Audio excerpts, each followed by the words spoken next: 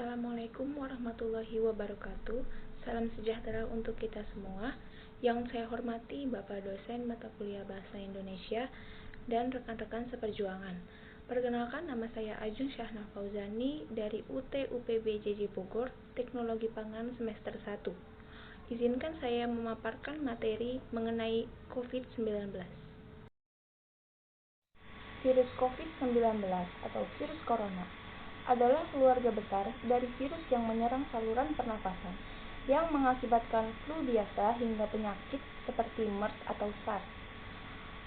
Diketahui, virus ini pertama kali ditemukan dan terjadi di Wuhan, China pada akhir tahun 2019. Lalu, pada bulan Januari 2020, WHO mengidentifikasi virus tersebut sebagai novel coronavirus atau 2019 nCoV. Kemudian, pada bulan Februari 2020, WHO meresmikan nama virus ini adalah virus COVID-19. Pada awal kemunculan virus COVID-19 di Wuhan, Kementerian Kesehatan telah mengupayakan secara maksimal agar virus COVID ini tidak masuk ke Indonesia dengan cara menyiapkan alat pemindai suhu atau thermoscanner di 135 pintu keluar masuk bandara di seluruh Indonesia. Namun, pada bulan Maret 2020, kasus positif COVID-19 pertama kali terdeteksi di Indonesia ketika 2 orang warga negara Indonesia terkonfirmasi tertular dari warga negara asing yaitu Jepang.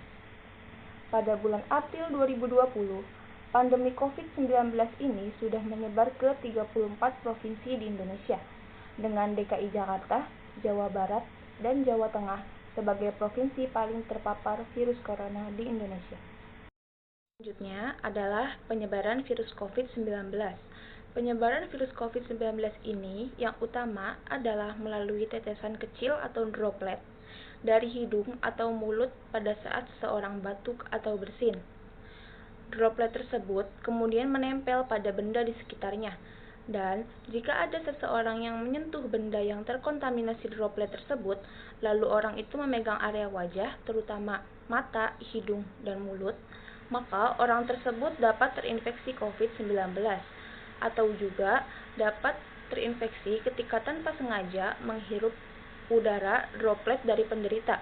COVID-19 disebabkan oleh salah satu jenis virus dari keluarga besar coronavirus yang umumnya ditemukan pada hewan. Tetapi, sampai saat ini, sumber hewan penular COVID-19 belum diketahui. Para ahli masih menyelidiki berbagai kemungkinan terkait hal tersebut. Akan tetapi, jauh lebih baik jika kita selalu mencuci tangan dengan sabun dan air setelah kontak fisik dengan hewan, agar melindungi diri kita dari berbagai bakteri umum seperti E. coli dan Salmonella. Selanjutnya, kita akan membahas gejala dari orang yang terinfeksi virus COVID-19. Gejala umum bagi orang yang terinfeksi virus COVID-19 ini antara lain adalah mengalami demam di atas 38 derajat Celcius, batuk kering, kelelahan, pilek, sesak nafas, nyeri tenggorokan, diare, kehilangan nafsu makan, dan sakit kepala. Bagi penderita dengan gejala berat, dapat mengalami kritis dan sangat membutuhkan oksigen tambahan.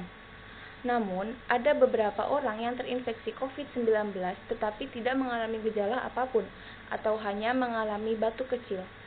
Hal ini kemungkinan dikarenakan imunitas dari orang tersebut terhadap daya tahan penyakit cukup tinggi. Jika ada orang yang dalam 14 hari sebelum muncul gejala tersebut pernah ke wilayah terjangkit virus COVID-19 atau pernah merawat atau kontak dengan penderita COVID-19, maka wajib datang ke fasilitas kesehatan setempat agar dilakukan pemeriksaan laboratorium lebih lanjut untuk memastikan diagnosisnya. Selanjutnya, kita akan membahas mengenai upaya pencegahan penularan COVID-19. Upaya pencegahan penularan COVID-19 ini dibagi menjadi 2, yaitu individu dan masyarakat.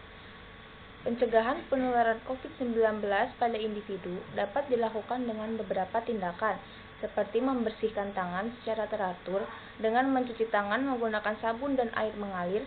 Jika tidak memungkinkan, bisa menggunakan alkohol 70%.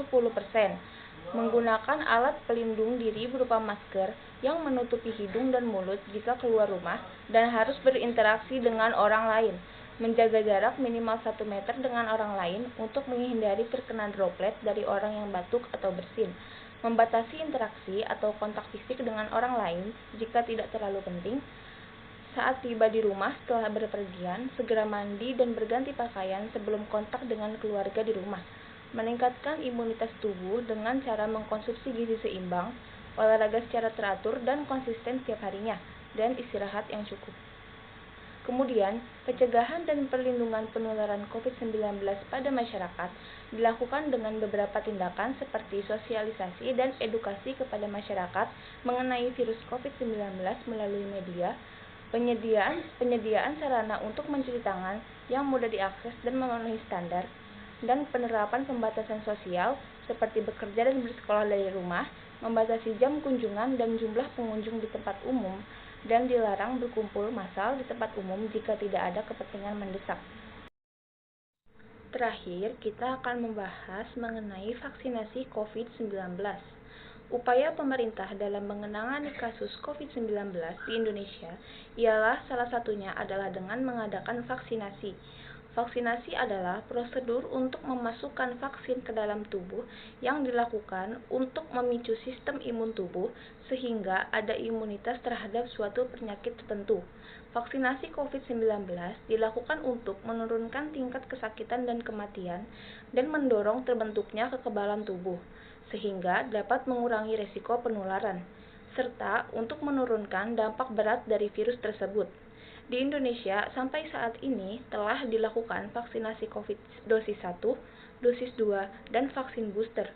Dan dengan dilakukannya ketiga vaksin tersebut, telah terbukti dapat menurunkan tingkat penderita COVID-19 di Indonesia.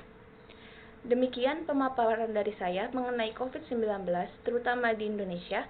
Semoga bermanfaat bagi kita semua, dan mohon maaf yang sebesar-besarnya jika ada kesalahan dan kekurangan. Terima kasih, salam sejahtera untuk kita semua. Wassalamualaikum warahmatullahi wabarakatuh.